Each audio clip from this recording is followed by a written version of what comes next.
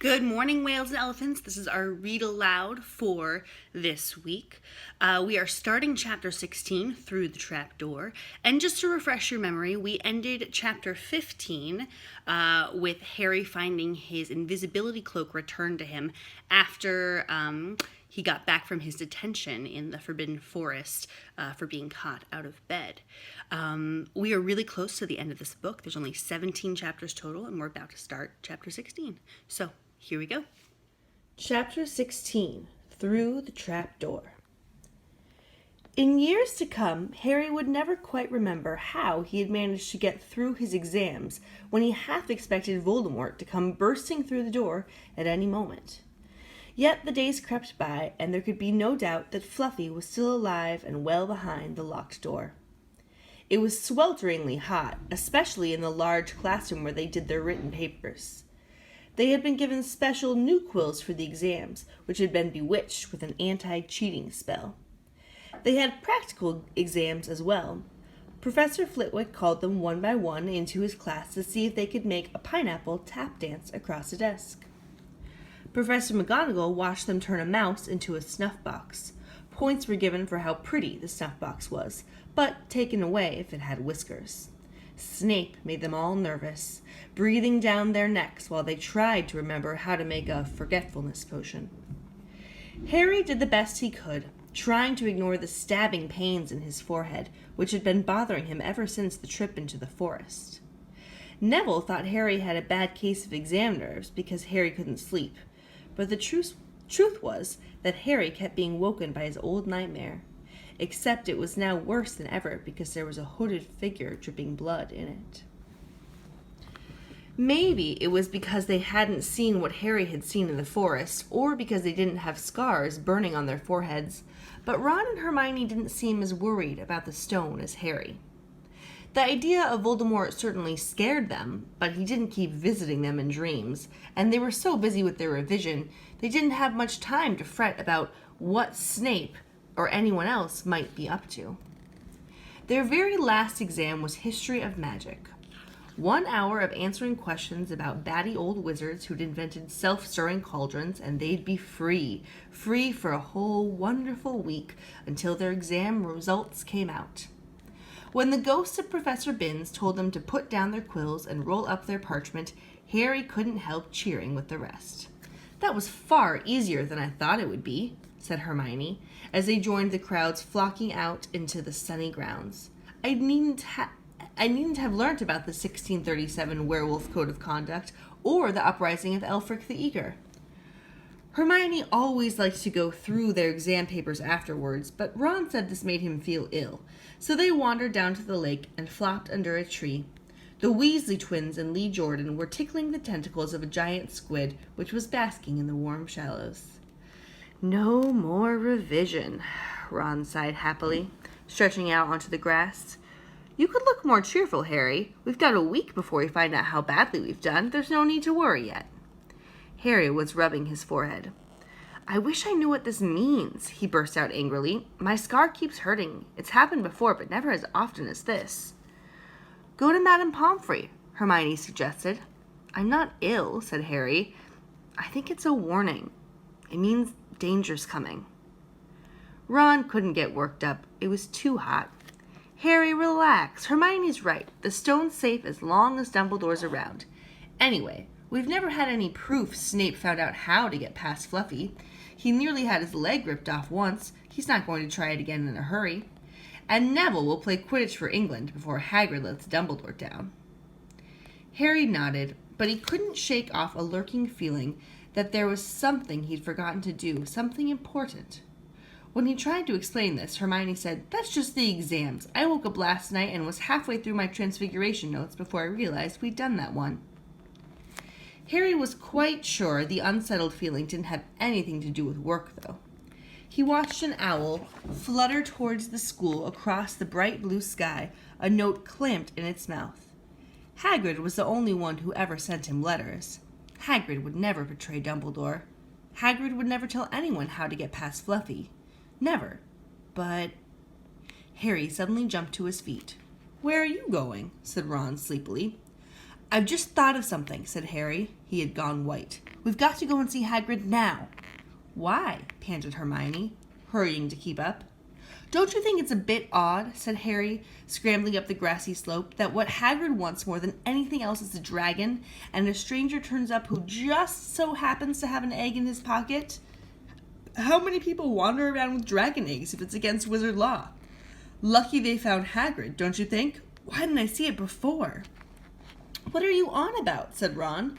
But Harry, sprinting across the grounds towards the forest, didn't answer.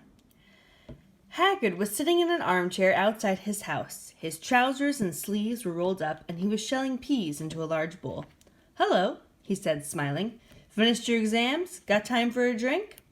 "Yes, please," said Ron. But Harry cut across him. "No, we're in a hurry, Hagrid. I've got to ask you something. You know that night you won Norbert? What did the stranger you were playing cards with look like?" "Dunno," said Hagrid casually. He wouldn't take his cloak off. He saw the three of them look stunned and raised his eyebrows. "It's not that unusual. You get a lot of funny folks in the Hog's Head. That's one of the pubs down in the village.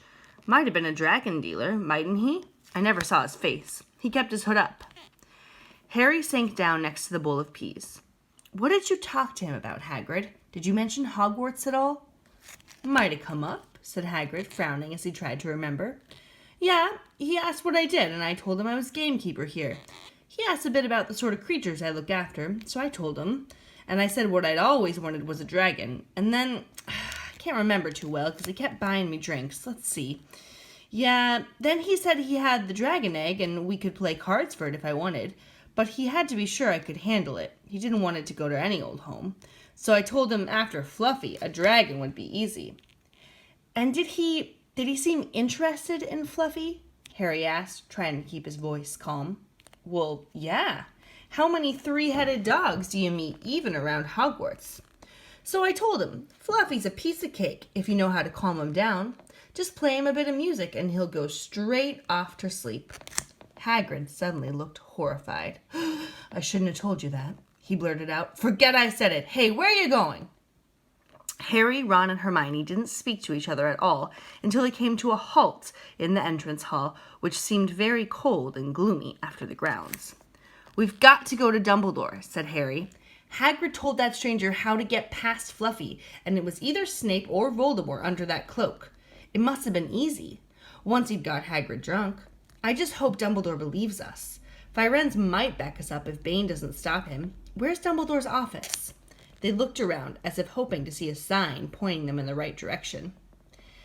They had never been told where Dumbledore lived, nor did they know anyone who had been sent to see him. "We'll just have to," Harry began, but a voice suddenly rang across the hall. "What are you three doing inside?" It was Professor McGonagall, carrying a large pile of books. "We want to see Professor Dumbledore," said Hermione, rather bravely, Harry and Ron thought. "See Professor Dumbledore," Professor McGonagall repeated, as though this was a very fishy thing to want to do. "Why?"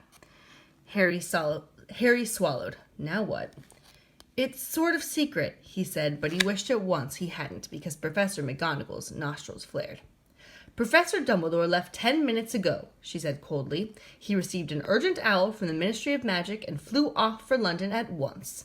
"He's gone?" said Harry frantically. "Now?" "Professor Dumbledore is a very great wizard, Potter. He has many demands on his time. But this is important. Something you have to say is more important than the Ministry of Magic, Potter?" "Look," said Harry, throwing caution to the wind. "Professor, it's about the Sorcerer's Stone." Whatever Professor McGonagall had expected, it wasn't that. The books she was carrying tumbled out of her arms, but she didn't pick them up. "How do you know?" she spluttered. "Professor, I know that someone's going to try and steal the stone. I've got to talk to Professor Dumbledore." She eyed him with a mixture of shock and suspicion. "Professor Dumbledore will be back tomorrow," she said finally. "I don't know how you found out about the stone, but rest assured no one can possibly steal it. It's too well protected." "But Professor Potter, I know what I'm talking about," she said shortly. She bent down and gathered up the fallen books. "I suggest you all go back outside and enjoy the sunshine." But they didn't. It's tonight, said Harry, once he was sure Professor McGonagall was out of earshot. Snape's going through the trapdoor tonight. He's found out everything he needs, and now he's got Dumbledore out of the way. He sent that note. I bet the Ministry of Magic will get a real shock when Dumbledore turns up. But what can we... Hermione gasped. Harry and Ron wheeled around. Snape was standing there. Good afternoon, he said smoothly. They stared at him. You shouldn't be inside on a day like this, he said with an odd, twisted smile. Harry began, without any idea what he was going to say. You want to be more careful, said Snape. Hanging around like this, people will think you're up to something. And Gryffindor really can't afford to lose any more points, can they? Harry flushed. They turned to go back outside, but Snape called them back. Be warned, Potter. Any more nighttime wanderings, and I will personally make sure you are expelled. Good day to you. He strode off in the direction of the staff room. Out on the stone steps, Harry turned to the others. Right, here's what we've got to do, he whispered urgently. One of us has got to keep an eye on Snape. Wait outside the staff room and follow him if he leaves it. Hermione, you'd better do that. Why me? It's obvious, said Ron. You can pretend to be waiting for Professor Flitwick. You know. He put on a high voice.